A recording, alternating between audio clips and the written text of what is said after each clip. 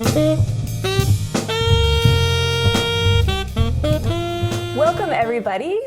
Thanks for joining us. We're doing a 6-week series, having conversations with Peter Diamondstone, and we'll be talking about issues of justice, democracy, socialism in U.S. policy, both foreign and domestic. And joining us also are Owen Diamondstone. And this is also a collaborative project. So also joining us, we'll be switching up our roles behind the cameras and also up here interviewing and speaking with Megan Piercy and Tashi Diamondstone. And also joining us are Doris Lake and Jesse Diamondstone. And is Catastrophe going to be here? No. We have a special guest that might step in at some point. Catastrophe the cat.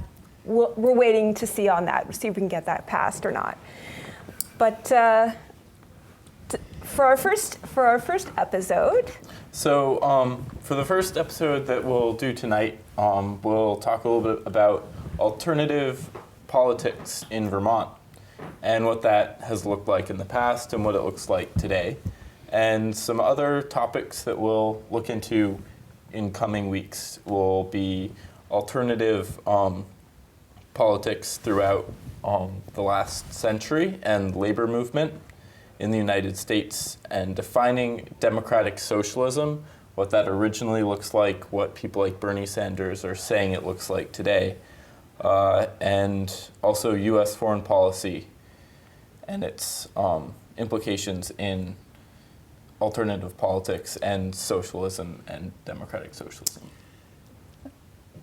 I want to say something about the vocabulary we use. The words that we use have particular meanings. So when you say foreign,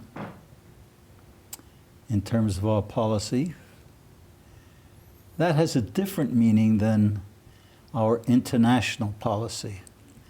Mm-hmm. And maybe as a matter of connotative meaning, I prefer international policy to foreign policy, partially on the assumption that there's no such thing as foreign on this planet, only from outer space.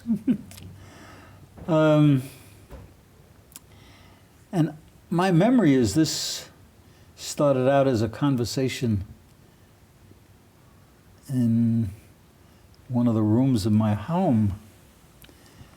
And it started out about Sanders, I think, and socialism and the meaning of the word, and my protestation that Sanders has never been a socialist. Now, he was for a moment in history. He was an elector for the Socialist Workers' Party in 1980, a presidential elector. I don't remember who the presidential candidate was. I have some memory that it was Peter Cameo, but I'm not sure. And I thought that that would be a good place to start on the difference between people use the word socialist as an insult. I mean, anybody who's left of center is a socialist in the eyes of the people in the Tea Party. As a matter of fact, those people are calling Sanders a communist. When he says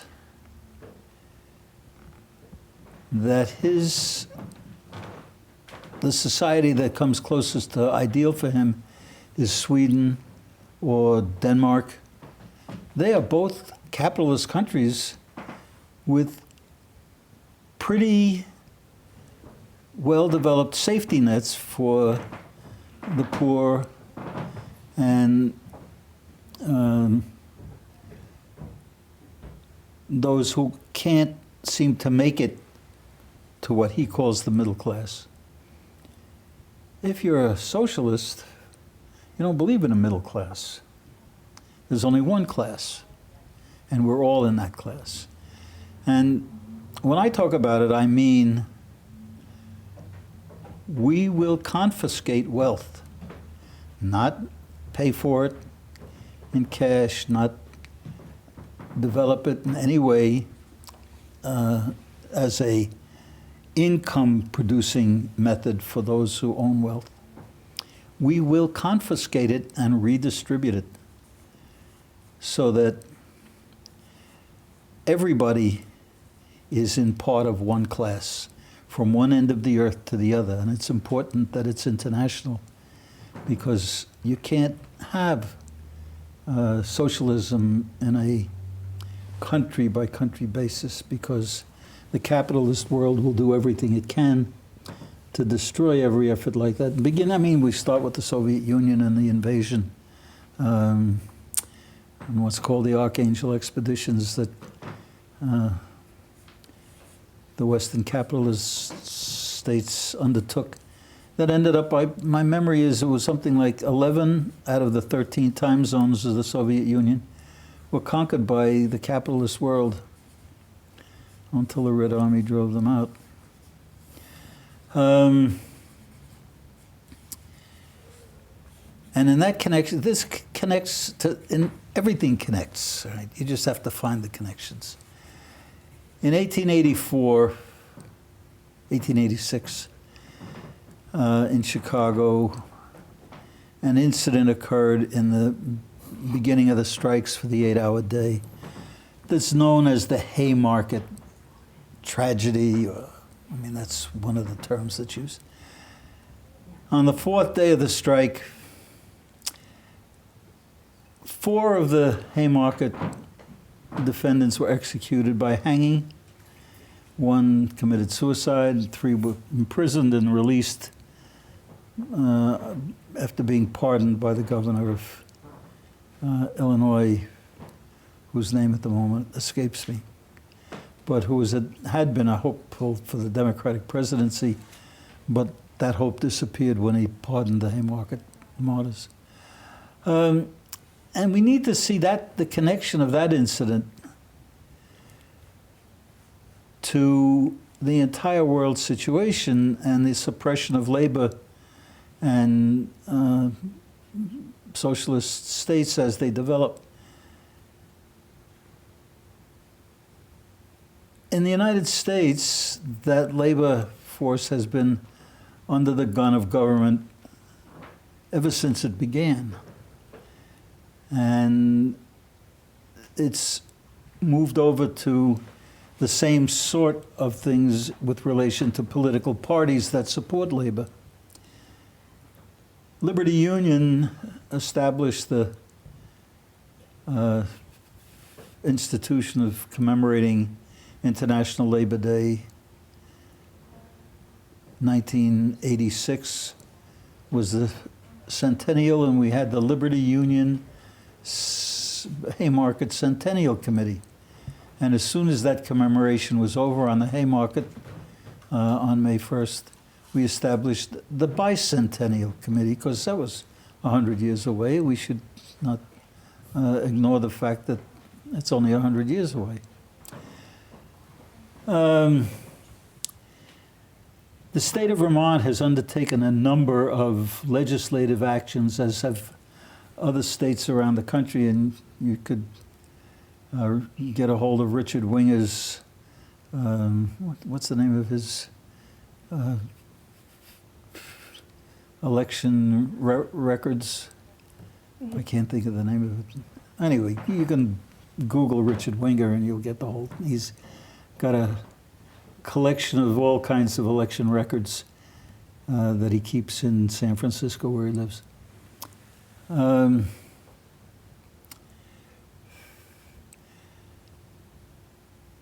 This conversation seems to me to be a continuation of the one we were having that began with the issue of socialism and democratic socialism, and what's the difference? Well, the people who use it as an insult see no distinctions. Sanders seems, and people in his category, see some distinctions, but I see many. And the big one is the issue of class, or one of the big ones. There are 3 or 4. Liberty Union was not formed around this. We were formed around as a protest movement against the war in Vietnam. And the first press conference we had was shortly after July 10th, 1970.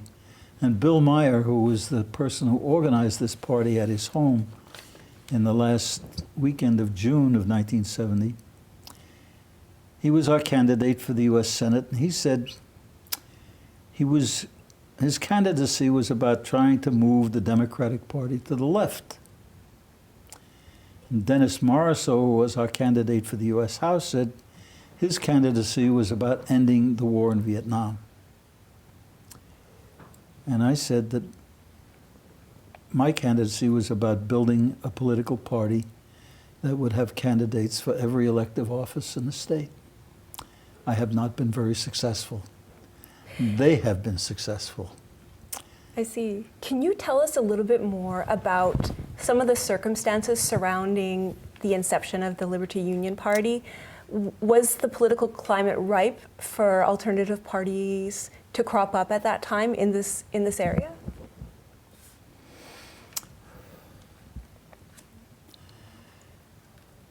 Up until 1958, in Vermont, the Democratic Party was virtually what they call a third party, an alternative party. They had never elected anybody in over 100 years statewide. In 58, Bill Meyer was elected to the U.S. House. And he was part of the Liberty Union Party? No, he was a Democrat. Oh, okay. And the Democrats, by 1960, were really tired of this guy because he was taking them down a progressive line that they didn't want to follow. And when it came to Kennedy, the presidential candidate coming to Vermont, the Democratic Party refused to let their first elected statewide candidate appear on the platform with them. And there's communication between Bernard Leddy and the head of the Democratic Party in Windsor, whose name escapes me at the moment, about whether they would let him even sit on the platform, and they finally agreed to let him sit on the platform, but he wasn't allowed to say anything. And they ran a primary against him, and he was out.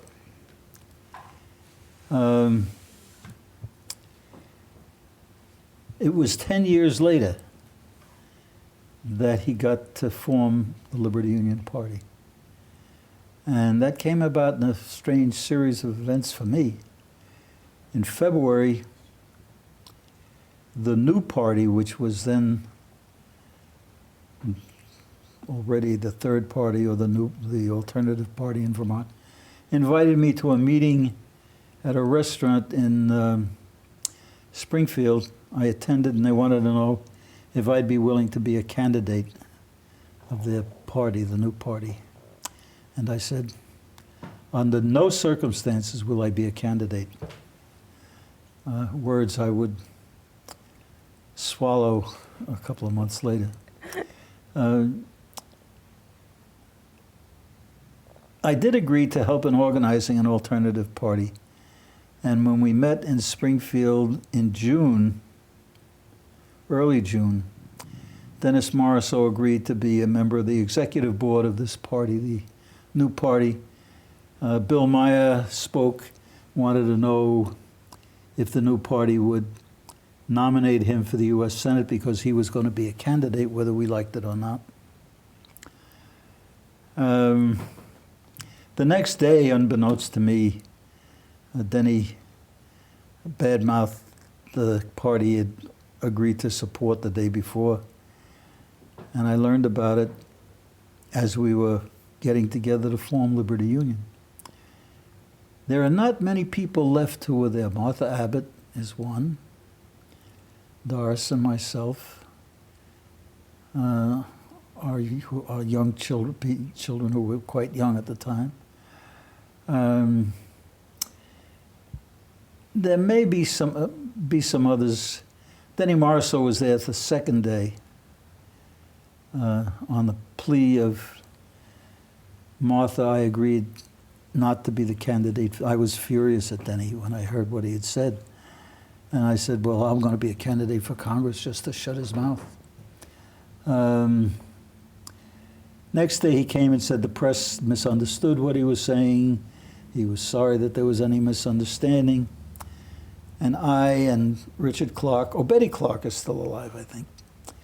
I and Richard Clark and Betty and a couple of other people said, if the group could reach a consensus on Denny as the candidate, I would withdraw.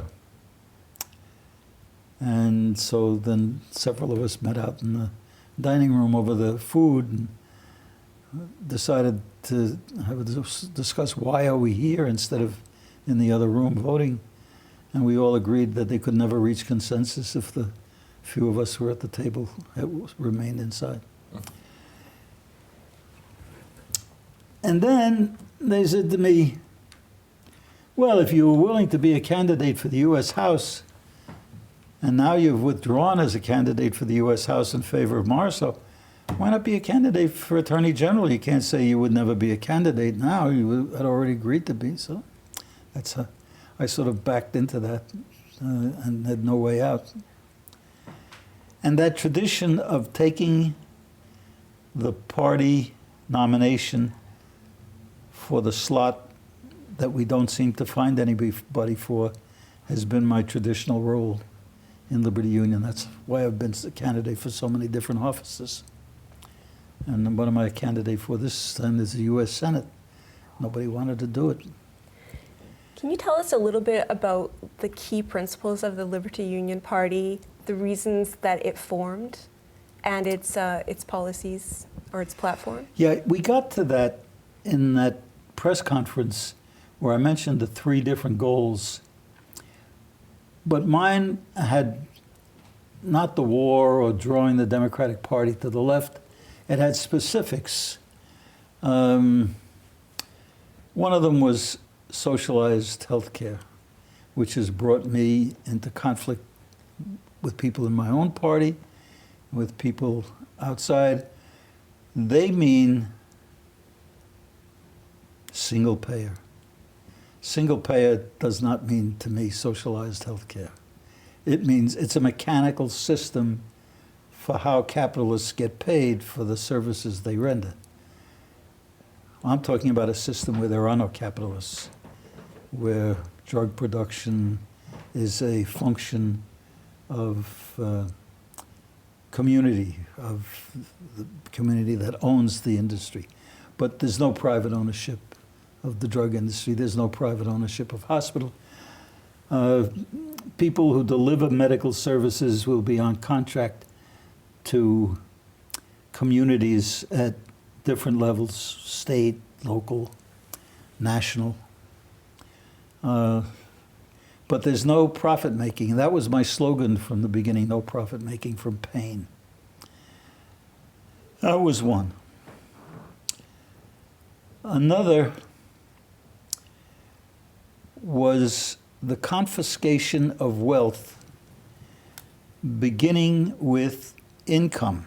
And I wasn't so broad on this in the beginning. I was mainly aiming at income and calling for a straight line tax that went up 0.25% with every $1,000 of income, so that at $400,000 it reached 100%. Anything over that was confiscated. But I realized that... What do you mean by confiscated? You couldn't keep any part of it. And where would it would go into the tax? Would it go anywhere? Okay. It would be taxed away from you. To be used for the people as a whole. Yeah. And I realized as I was proposing that wasn't really sufficient, because there's all this economic wealth in people's hands that they could use to defeat the thing. I mean, we might get it in for a year, but over time we'd lose it again. And we had to take the wealth away. And so I've come to a place where society has to determine how much wealth we each can own so that there will be only one class. And that will be spread from the confiscated wealth. I mean, if somebody has stock in a tire corporation, we will seize the stock. The tire corporation will belong to the community, and that's one of the ways of redistributing the wealth.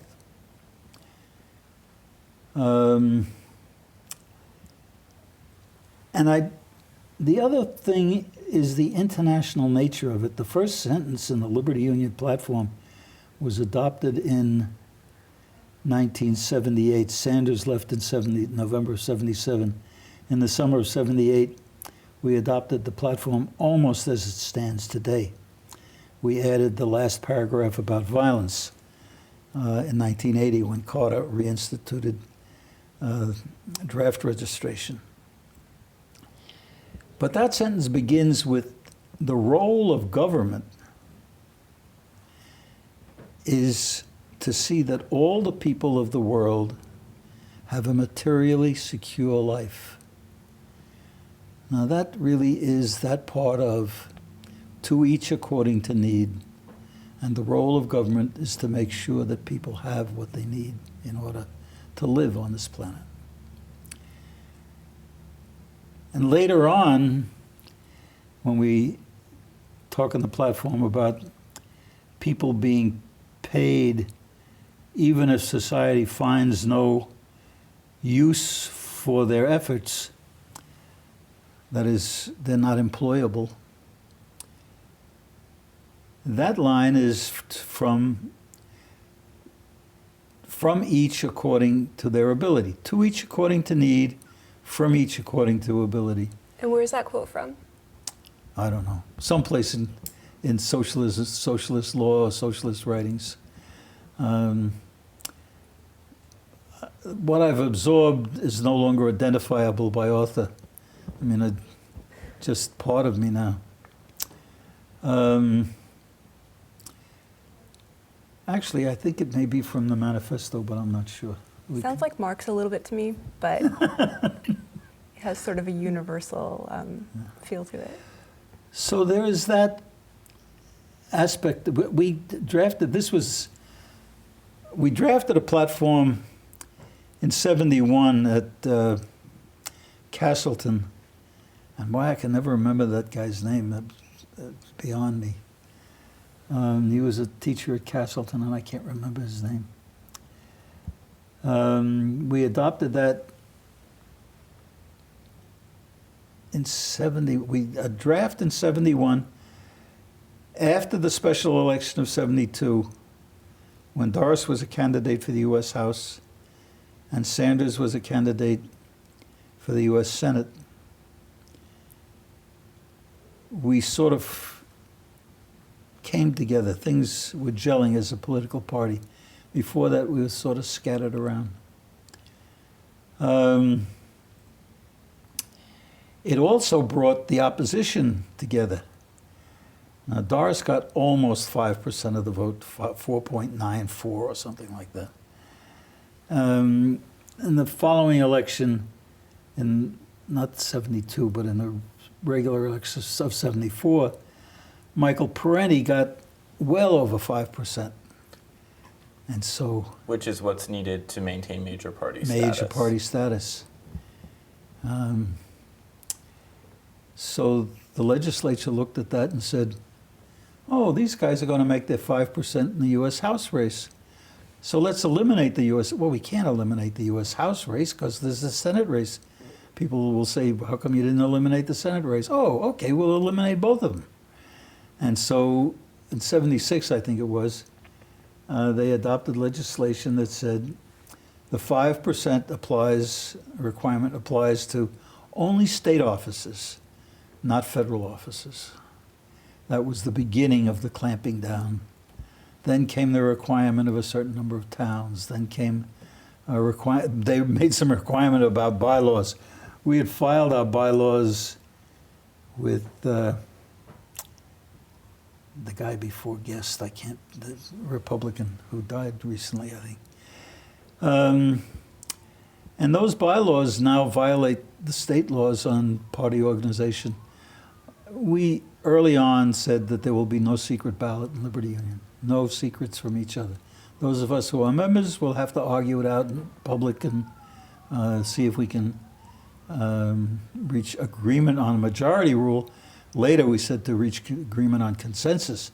In '78, we adopted the consensus rule. So from 1978 onward, did you stick to the consensus decision-making model? Yeah, we do not. Yeah, on issues of policy, procedure, and platform, we are bound by the consensus rule. And that means everybody must agree on things that you get passed, or? No, that's unanimity. That's a little Okay. different. We've had that this week. There came a point in '76 or so when the independent Vermonters issue was being raised. And I remember we were sitting in a room, I don't remember what room it was, but Tom Hayes was sitting at the table, and he put it to us exactly that way. And my cousin John said, no, it's not unanimity, it's consensus. And that means the absence of opposition based on such high moral views that you block us from going forward. So one person can block, and on the other hand, we could have a vote of 2 to 20, and if the 20 are saying, okay, but we don't like it, it passes. All right, Okay. consensus can have very few supporting the position, but the others are not morally opposed, not opposed on some high moral principle, sufficient to block us.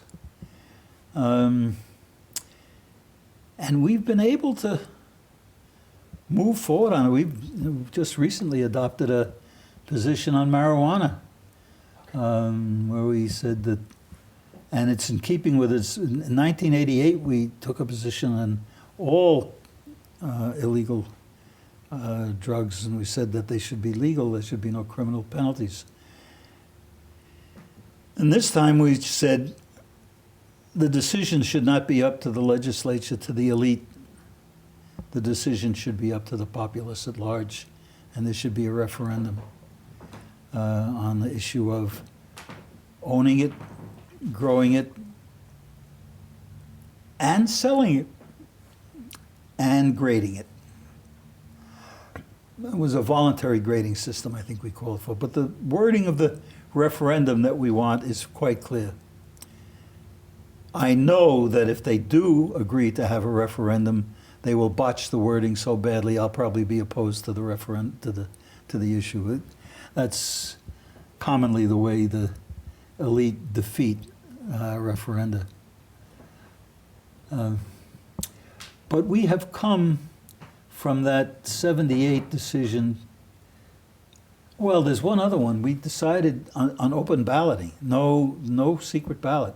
That violates state law. Simple majority on all issues is required by state law, and we, of course, have consensus on everything except nominations, which are less important than policy, platform, and procedure. And we did have to make a procedural change when the state changed the law about timing of the filing of nominations. We now don't have the same time as major parties to file nominations. We're short-sheeted. We have to file the end of our nominations as they start the nomination proceedings in major parties, of which there are 3 now in Vermont. And I think it's safe to say that what Liberty Union has done is move to the left, which is the left, far enough so that there's a vacuum created, a political vacuum between us and the elephant-donks, the Democrats and the Republicans. And into that political vacuum, the progressives have stepped. Sanders has stepped as an independent. Then that's, if you're a socialist, how can you be an independent? Socialists are people who work in cooperation with other people. Independents don't. I already talked too long. No, No, we we're can just keep getting going. started.